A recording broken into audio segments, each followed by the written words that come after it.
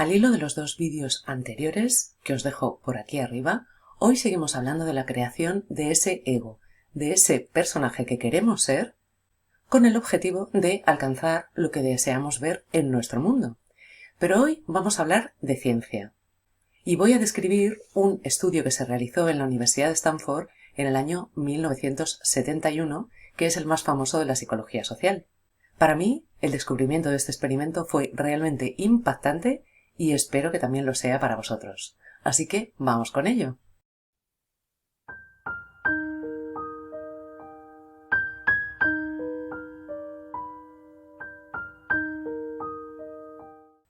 Hola amigos, ¿qué tal? ¿Cómo estáis?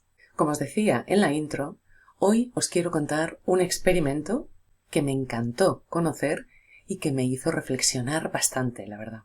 En ocasiones pensamos que tenemos una personalidad muy definida, que nos conocemos más o menos bien a nosotros mismos, tenemos muy claro cómo somos y que quizá, podemos cambiar alguna cosa superficial, pero nada realmente concluyente ni sustancial.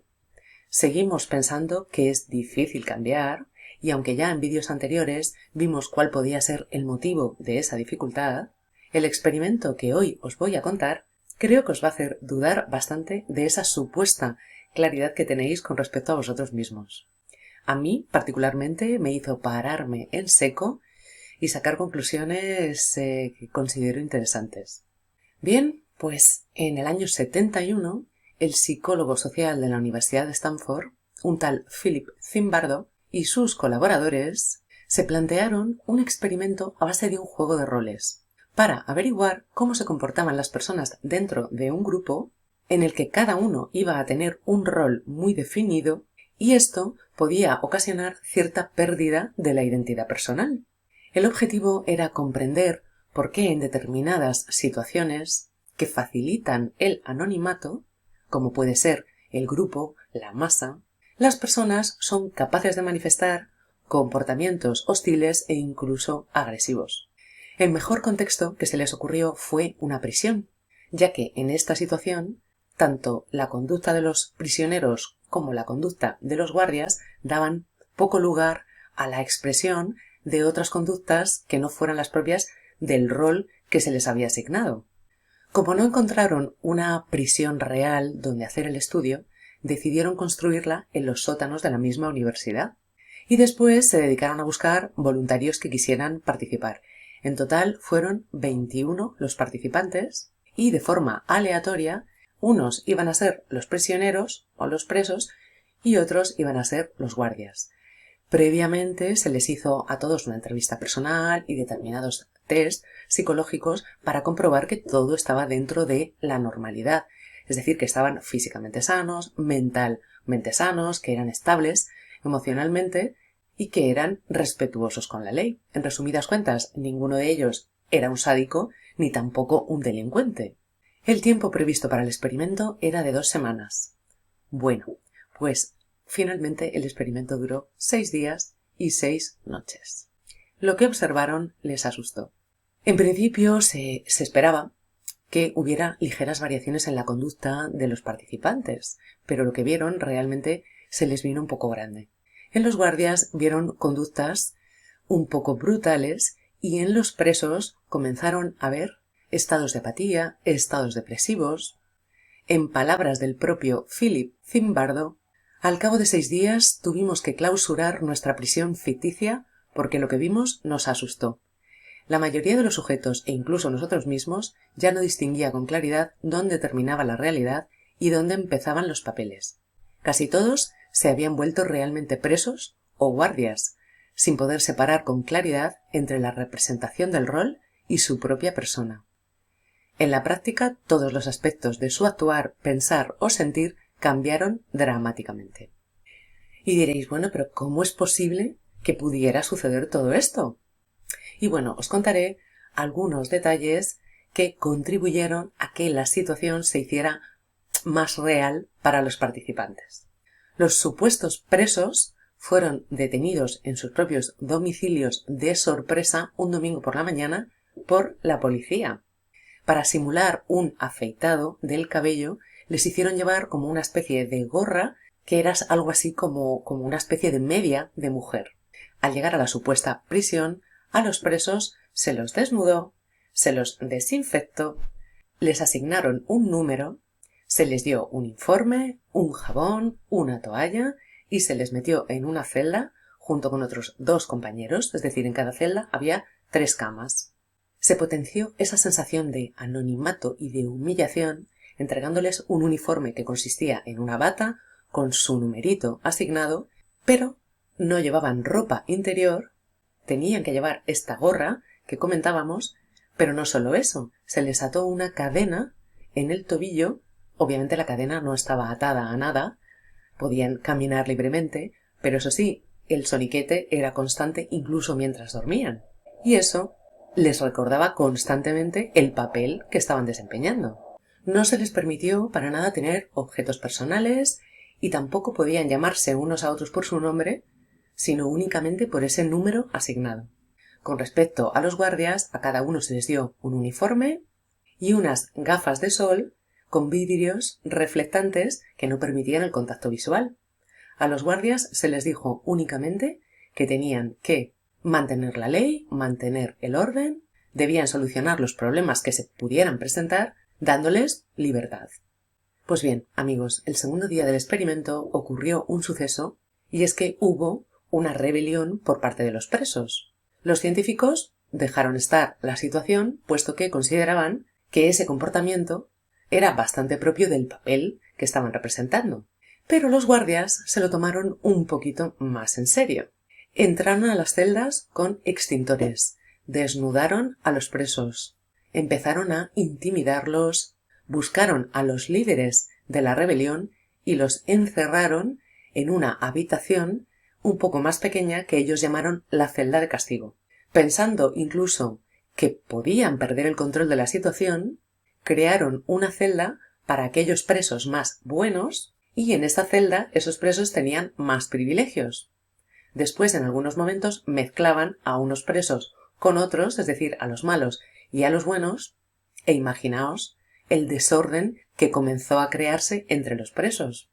Situaciones de desconfianza, tú estás aliado con este guardia. En definitiva, se empezaron a crear situaciones hostiles entre los propios prisioneros.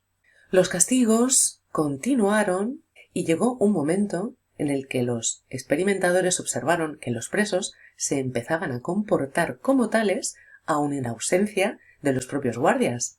Es decir, el 90% de sus conversaciones eran sobre posibles fugas, sobre el estado de la comida, sobre tácticas para tratar con este guardia, con el otro guardia. Es decir, su vida personal de repente había desaparecido e incluso entre ellos se llamaban a través de motes, efectivamente se llamaban por los números de identificación e incluso jamás supieron sus verdaderos nombres. Es muy curioso esto. El tercer o cuarto día apareció por allí el padre de uno de los participantes. Se quedó petrificado e incluso dijo que iba a buscar a un abogado para sacar a su hijo de allí. Lo curioso de todo esto es que los participantes estaban allí por libre elección y se podían ir en cualquier momento. Pues bien, los experimentadores dejaron que viniera ese abogado y que hablara con los supuestos prisioneros. Lo que se encontró el abogado allí fue una prisión real. Pero lo que ya sí que supuso el cierre total y la clausuración del experimento fue la llegada de la pareja de Zimbardo, la psicóloga Cristina Maslach, quien, al visitar el sótano y ver lo que allí estaba sucediendo, la verdad es que se horrorizó, cogió a su maridito y le dijo: «Pero chico, ¿qué estáis haciendo aquí? Esto es un horror». Y fue ahí cuando Zimbardo entró un poco en shock y se dio cuenta de que todo aquello incluso hasta estaba nublando su propio juicio. De hecho, él y el resto de colaboradores casi se estaban comportando como verdaderos alcaides de prisión. Por eso se está diciendo últimamente que este experimento no es del todo válido porque podría haber estado sesgado, ya que el propio Zimbardo perdió un poco los papeles y hasta él mismo adquirió un rol dentro de la propia historia. Por lo visto, esta pérdida de control de Zimbardo también le llevó a instigar a alguno de los guardias para que tuviera comportamientos agresivos. Más adelante salieron hablando algunos de los participantes y diciendo que, bueno, que alguno sí que se fue del experimento, que no fue todo tan espontáneo como se dijo al principio. En fin, bueno, nunca podremos saberlo realmente. Lo que sí sabemos fue lo que se registró en su día del experimento y las conclusiones que los propios científicos sacaron en conclusión. Y bien, ¿qué conclusiones puedo sacar yo al respecto de todo esto? Claramente creemos que tenemos un yo siempre elegido por nosotros mismos, que no depende de ninguna situación, pero esto no es así, amigos. Y si no, acordaos, hace 4 o 5 años, cuando todos nos vimos inmersos en una situación en la que un bichito merodeaba por el ambiente, ¿cuántas personas no se erigieron en policías de balcón insultando a la gente que veían pasear por la calle cuando no tenían ni idea de hacia dónde iban? Igual eran enfermeros, igual eran médicos, auxiliares, celadores. Eso sí, luego a las 8 de la tarde todos iban a aplaudir a los sanitarios tan alegremente. Otra conclusión es que la persona que asume un rol, sea el que sea y donde sea, lo asume con todas las consecuencias. Y este rol, al final, termina definiendo su identidad. Como veis, con el experimento, personas totalmente normales, en apenas unos días, transformaron su identidad basándose únicamente en un rol que se les asignó. Y estoy segura que si lo pensáis un poquito, probablemente no seáis los mismos ni os comportéis del mismo modo según el rol que representáis. ¿Os comportáis igual en vuestro rol de padre, de madre, que en vuestro lugar de trabajo? ¿Os comportáis igual con vuestra pareja? ¿Con un amigo? ¿Verdad que no? La acción termina moldeando a las personas. Cada uno termina siendo aquello que más hace. Amigos, ¿y qué ocurre entonces con el ser? ¿Cómo podemos responder a la pregunta ¿quién soy yo? ¿Somos quienes queremos ser? ¿O somos el personaje que representamos?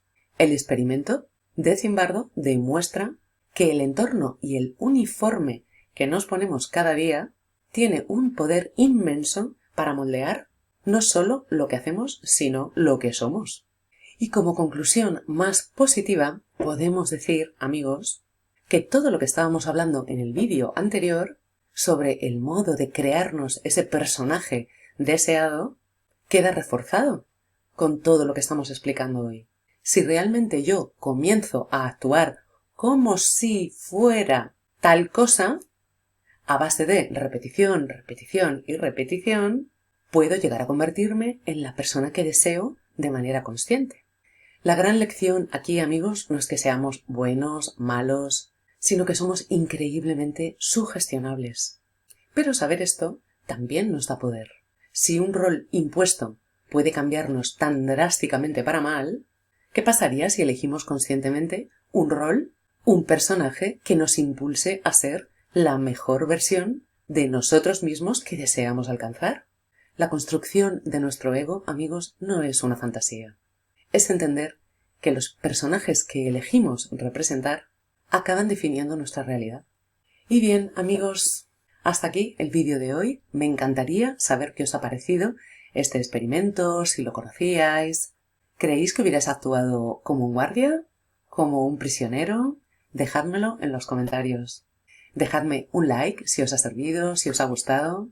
Y si os gustan estos temas de psicología y desarrollo personal, no olvidéis suscribiros al canal. Nos vemos próximamente, amigos. Hasta entonces, que seáis muy felices. Chao.